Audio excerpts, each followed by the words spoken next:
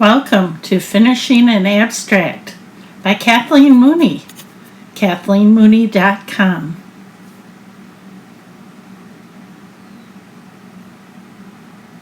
Often when I'm working on a painting, first I will develop it as a lightly abstracted landscape. I really like landscapes, and I also enjoy something I call waterscapes, and that is something that is very powerful for me.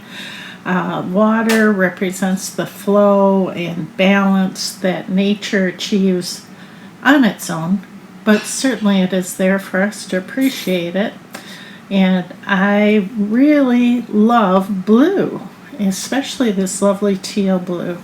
Now here you see me working with a piece of everyday school chalk. So this is the inexpensive chalk that you can get usually in the fall when school is starting up, whole box for less than $1.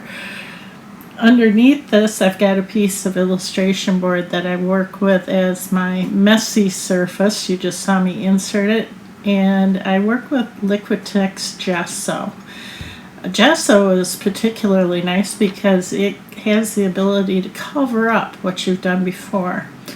Here's a little 1/4 inch brush that has some tape on it. You'll notice that's because often the ferrules bother my fingers as I'm painting, and because I use brushes and take pretty good care of them, they last a long time.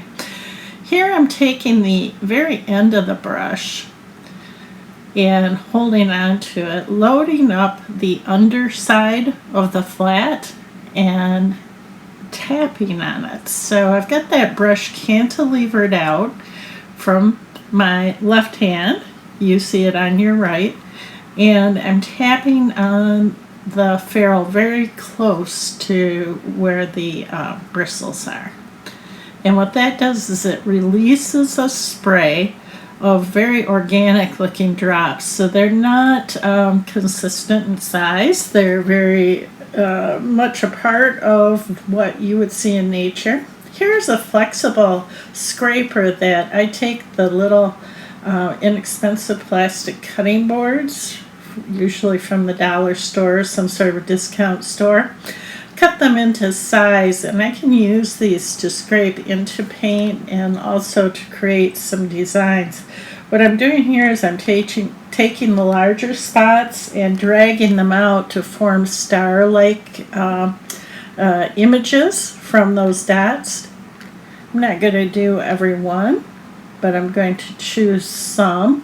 It enlivens the picture plane, and for those that need some imagery, these can look like stars, they can look like flowers, they look different from the other dots that fall from the gesso. So yet another element and technique in one, where we have an interesting shape, repetition with variation, and we are able to here take a baby wipe and add a little bit of variation to that. I probably felt like they were a little too pointy and too representational. I often like my abstracts to be very loosely abstracted, so I don't like to provide all the answers. Here comes more of that dot action, flicking off of the end of the brush in a surprisingly controlled manner.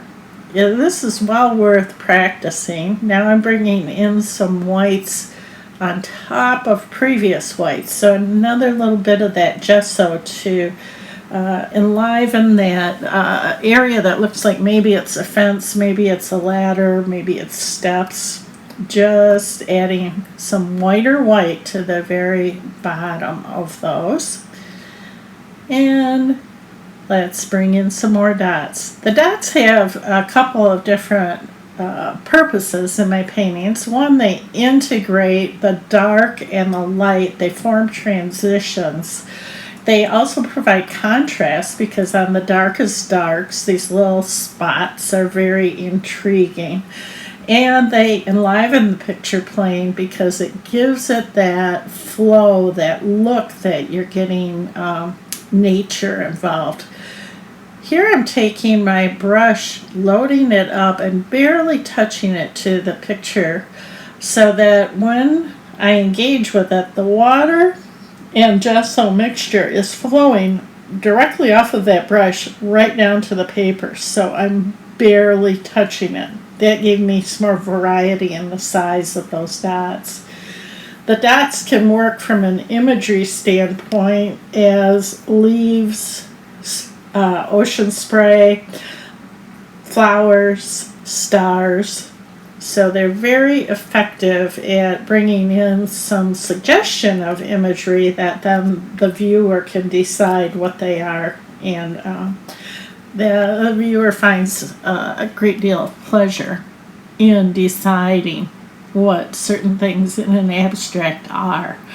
And we've probably all experienced that, where the viewer will say, oh, I see a dog, or I see a tennis ball, or I see a golf course, and that's all perfectly fine. I, as an artist, like to work the abstraction to a point where it becomes very open. I like to take a landscape, a seascape, and capture the essence of it. So the essence of it might be the spray, it might be the wind blowing through the trees, it might be the noises or the smells of that location. So a lot of times my abstracts work as memory pieces for me. Sometimes too, the beauty of an abstract is that you can, here I am cleaning up that little corner. Now, why would that little tiny dot bother me? Well, it's almost equal distance from the outside edge, and it just seems to pull too much attention over there. I'm applying a little light glaze of gesso to it and then bouncing some gesso through that turquoise teal area just to make sure that that corner doesn't become doubly intriguing because of the whiteness that I introduced, trying to get rid of that little dot. So anyway, abstracts. I'd like to have abstracts be loose enough that they're just calling back to me a memory, maybe a glimmer of a memory. It also allows me to be very open with my thoughts as I'm developing painting. Nothing is locked in. What I just did with the chalk is indicated some areas of teal that I brought in where I felt like I needed some bigger shapes. And that X I just put on there is part of my working method. If I know that I need to change something up or get rid of it, I will take the school chalk and I'll put an X over it. That helps me, if I get interrupted, to be able to come back and follow my train of thought.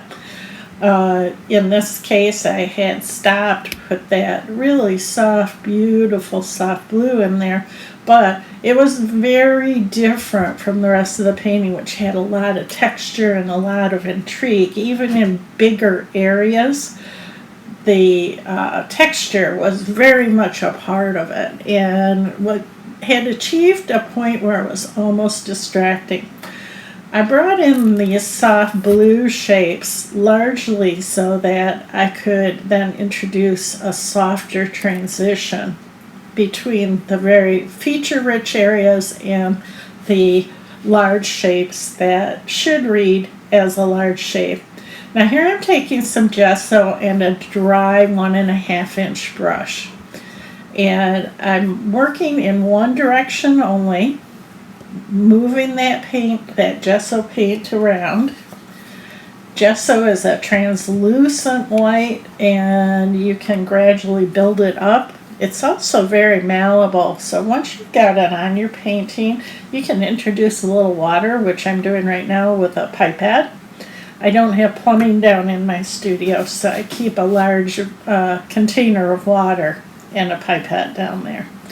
See how that water allows me to shift and move here I'm using the tip of the brush to drive the color out from certain areas. What's bothering me, I can tell right now, is those very crisp areas between the soft blue and the gesso. Here I'm taking my scraper and just trying to integrate those two edges into each other. By scraping away the gesso and abrading it, what's going to happen is I'm going to loosen it so that I can in turn work on those more crisp edges that I've introduced and get rid of it. I work a lot with Huggies. Again, I don't have plumbing down in my studio or when I'm out doing plein air work, so Huggies are wonderful cleanup for my tools. It's also something I can use as a tool as I paint. So there I just cleaned up that flexible scraper so I can set it aside. And I'm pointing out those crisp edges. I'm going to take that Huggies, wrap it around the tip of my index finger. And because I've loosened that with a scraper, those edges, I'm able to come in and use that moisture from the Huggies to abrade and take out those crisp edges that had formed from adding water into this area. I'm what is known as a layerist, so what I'm constantly doing is solving problems as I go along. The last thing I do drives the next thing that I do, as opposed to reserving the white from the very beginning. Here's some gesso coming in on your left-hand side with my 1.5 inch brush. Why would I work with such a big brush? Well, one of the things that a large brush allows you to do is to build up a very sensitive vocabulary of brush marks. You're going to, because it is such a big tool, you're going to be driven to achieve some proficiency with a large brush that if you were working with a small brush, you would only have proficiency in the size of that brush. So say a 1/4 inch brush, you might have a great vocabulary, but it's only going to be limited to 1/4 of an inch. As opposed to when you're working with a big brush, especially on a small painting, but on any size painting, if you use a bigger brush than would seem to be necessary, you're going to get a much richer vocabulary. There I'm taking one of those Huggies and cleaning off my brush because I'm setting it aside. So I'm getting most of the paint off, and then I'm also wrapping that brush with the Huggies. There's some phthalo turquoise from Golden and a little plastic recycled lid from a plastic container. And I'm isolating, rather than dropping this phthalo turquoise onto my painting. I know it's a very powerful paint. It's a bully of the paint world. So it is best to keep it isolated and off on a separate palette as you're working with it. That will allow you to thin it out. Here I'm dropping down to a smaller brush because I really only need that 1/2 inch footprint. My overall painting here, I believe, is 8 by 8 inches. Here I'm thinning out that phthalo. And these plastic containers are really nice if they're white, and also if they're clear. If they're clear, you can position them over your painting and preview how it's going to look, but the white also helps to isolate that. So here I'm doing some very dry brush techniques, just delivering touches of that paint onto the painting. It's a very subtle technique. You don't want a lot of water. Usually if you're working with a liquid acrylic, you're probably fine. Here I'm coming in with the baby wipes. See that little tiny slash of blue that's so intense out at the edge? Those are potentially problem areas to leave behind in an abstract, because a little tiny thing like that can draw your eye out to the edge when it really needs to be at the focal point of your painting. What I've done is I've just pulled the energy of that painting out to the right hand side.